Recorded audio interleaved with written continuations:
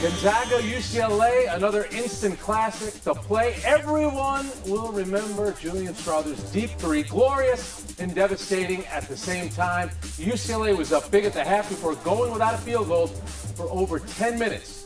Drew Timme, 36, doing the heavy lifting, although the free throws at the end, almost giving the Bruins a second life. Clinton, did Gonzaga win this, or did UCLA blow this one? I think UCLA lost this, but I would not qualify it as a collapse. I think to say that they blew it is a fair term simply because of what you brought up earlier. If you go 10-plus minutes in the second half of a game in the NCAA tournament without making a field goal, you cannot expect to win much. Also, Gonzaga managed to make some adjustments at halftime that were particularly important. The turnovers were an issue in the first half. In the second half, they managed to shift their defense a little bit, but ultimately, I think what it came down to was this. These Bruin guys were tired. They didn't get their first bench points until after the under 16 in the second half. And, Cronin plays what they call out here jokingly a tight five, like every other stand-up comedian. They just didn't have the gas at the end of that game. And even though they got a good shot and to make one to, send it to where it did, and another one that could have sent it to overtime, they just didn't have it. I think they lost this game, but I wouldn't say they collapsed or they blew it per se. Woody, UCLA, yes, they went about over 10 minutes without a field goal, but they did have the lead in the final seconds. Did Gonzaga win this one? Make up your mind, Clinton. You said UCLA blew it, then you said they were tired at the end. You're making excuses for them. You're a guy that on the show with me about a week and a half ago said Gonzaga was not going to go that deep in the tournament. They won the game. They made the shot at the end. My goodness, give them the credit for it. As you said, they adjusted in the second half after being down by 11, 12 points. Their biggest deficit of the entire year, and they made the changes to actually get back in the game and take, a 10-point lead, and then they won it at the end. I'm not going to blame UCLA. These are young guys. There's a lot of pressure here. They probably were tired somewhat, but during that period of 10 minutes, they were getting the open shots. They didn't make them. That doesn't mean they were blowing it. It meant they just weren't making 60, 70% of their attempts. I think that Gonzaga proved that it could come back and could win the game at the end. It could have gone either way, so nobody blew it. It was a miraculous shot from the logo. Courtney, let's talk about that shot. Where would you rank that in terms of historic moments in the NCAA tournament? I think it's up there with the shot that Jalen Suggs made against UCLA 2 years ago and then goes and jumps on the scorer's table after that desperation heave that sends them into the national championship game. Let's think about the history here. Mark Few pulling on Jay Wright, the former Villanova coach, back in 2017. That's the exact same look that they used to get Chris Jenkins open for that three to win the national championship. You talked about it in the post-game press conference that this was a look where Hunter Sallis was supposed to drive the ball up the court kind of quickly with Julian Strother trailing him. Like, Strother asked Mark Few in the huddle, hey, if I've got an open look, can I take this shot? And he said, absolutely. That's exactly what panned out for the open three that won them the game. Courtney, drawing it up like you're John Wooden over there. Harry, what about that final shot by Gonzaga? How big of a shot? It was huge, but I do want to get back to the fact that they blew this game. You talk about 10 minutes without making a shot. That is the entire point of basketball, is to put the ball in the basket. What are we talking about, guys? I mean, come on.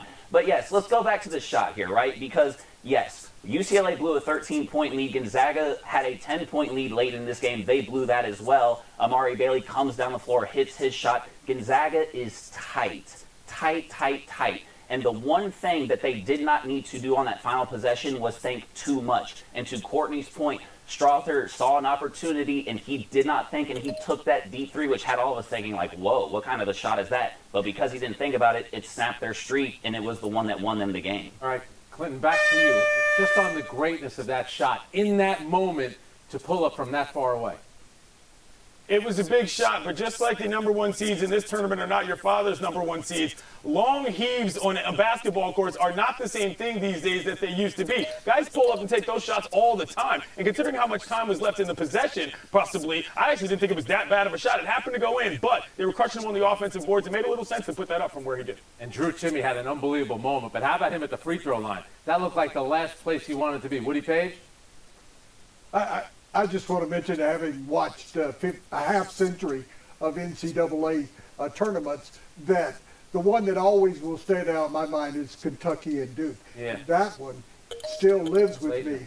But in regard to the last shot, he took it early enough that if the rebound came out, they would have another chance at that. So I think that's kind of overlooked in this situation. 50 years for Woody Page. We need you to provide the program from the 73 Final Four. We want to call you on that one. All right, and somehow we got an even more thrilling game. Kansas State, Michigan State, earlier in the night, the kid from Harlem, Marquise Noel, everything, everywhere, all at once. 20 points, 19 assists, and coming back from an ankle injury on top of it. Game went to overtime, and there was Noel, of course, closing the game with a steal and a layup. Harry, what are your thoughts seeing for what you saw from Kansas State and Marquise Noel? And what about just his historic run that Kansas State is on? It's hard to find enough words to describe how great this is, because I know for me, when I saw Michigan State got this to overtime, I thought Tom Izzo and that experience was going to be the thing that helped Michigan State come out on top in this moment. And with Marquise Noel and just the confidence in which you play, he had the injury. It clearly did not matter to him. He decided last night they were not going to lose that basketball game. I think he scored or assisted on 64% of all of their points. And when he was going back and forth with Jerome Tang, their coach, he was not like doing that for games. That is something that he said that they do back and forth in practice all the time. It was something they prepared for. And for him to throw that lob to Keontae Johnson, who has had a journey of his own, to me was just so poetic. And then for Noel to get the steal at the end there to top it off was perfect. Clinton, that alley-oop, is that a designed play or is that organic, just happening in the moment? A little bit of column A, a little bit of column B, but I just want to extol the virtues of the lost art of the reverse dunk. Yes. Come on, players. We love that. The camera can see you, and you can still put it down for a high percentage shot. Overall, though, what this game represented to me was something a little bit different. Kansas State is a program that has put themselves together in the modern look of what college basketball is, between their coach, Jerome Tang, all of the transfers that they have, turning it around from what they did, moving within conference to find a coach. To me, this was an excellent example of what college basketball can be when you let people move around at will and put themselves together to make a fun squad. And Noel obviously had the night. We've got Cameron, Mace, rappers in the building at MSG. This was a great night of basketball in the NCAA tournament for the Woody Page? As someone who's seen basketball games in Manhattan, New York, and Manhattan, Kansas, I will tell you that ranks up there with one of the greats that I've seen since Bill Walton in 1973.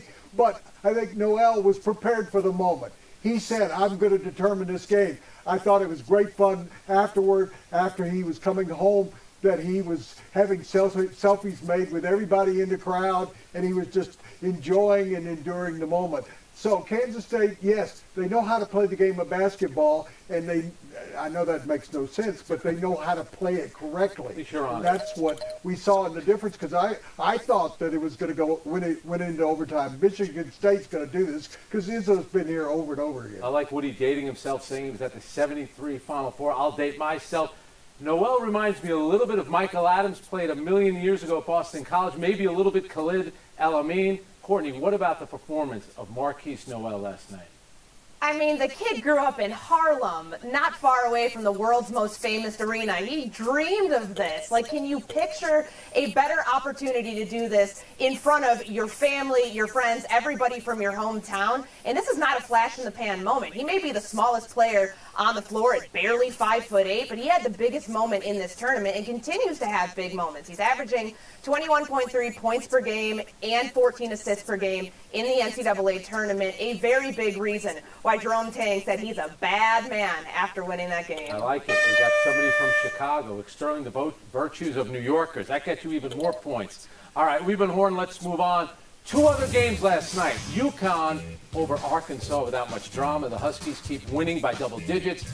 And then you have Florida Atlantic upsetting Tennessee. Sorry, Woody. An incredible March run punctuated by last night's incredible second half. Courtney, I know you had Arkansas. Sorry, now I got to deduct some points going into this one. But who has impressed you more to advance to the Sweet 16, UConn or FAU?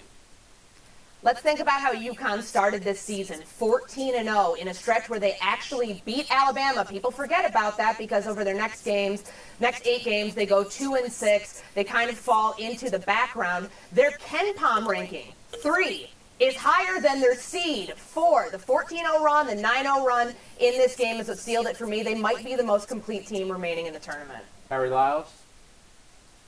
Yeah, I agree with Courtney. The fact that Ricky Council came out and said that he felt like that was the most complete team, he plays on a team with 2 lottery picks. So if he feels that way, there's certainly got to be some truth to it. I think, though, that their greatest test is going to come up against this Gonzaga team that just beat what I thought was one of the better and more experienced teams in UCLA. Yeah, that should be a classic. Clinton Yates? Yeah, but the Owls are doing it the fun way. They got the 6th man of the year at Conference USA. It was also all tournament, burning through people. I love an upstart story like this, even though in a time when teams aren't that good, it's odd to see UConn just steamrolling people as if nobody even has a chance from Hurley squads. Odd. Woody Page, who impressed you more, FAU or UConn? Well, Florida Atlantic a week ago, we'd say the Owls, who? But they proved last night they belong in this tournament and belong in this game. But I would say this, UConn is dominating by double digits against teams. It's the most dominant team in the tournament. You have to think that they're the favorites moving forward. All right, so who do we have coming out really quick from the games that'll be played tomorrow? Who's headed to the Final Four? Courtney, quick. I'll take Gonzaga, and I'll take UConn. Harry? I'll go Gonzaga and UConn as well. Clinton? Same. Woody? Yes. All right, that's going to do it for us. What a performance so from FAU out of nowhere. They won 32 games combined the previous 2 seasons. 1 game away from the Final Four. Buy or sell coming up next. I heard you. A memo to all teams warning them not to negotiate a contract with Jackson's business partner that isn't a certified agent. The man in question, Ken Francis, is selling a portable gym with Jackson, and Jackson responding via tweet, "Stop lying, that man never tried to negotiate for me." Clinton, what is this all about? This is sloppy. This is awkward for everybody involved. And I don't just mean Lamar Jackson in terms of the negotiations with the Ravens or who he's got around his circle who may or may not be negotiating for him, but also for the NFL. Do you really want people to know this? This seems like relatively garden variety stuff in terms of whom interacts with whom. And this leaves me with far more questions than anything else about how businesses are run. I don't need to know any of this until somebody signs it. Woody?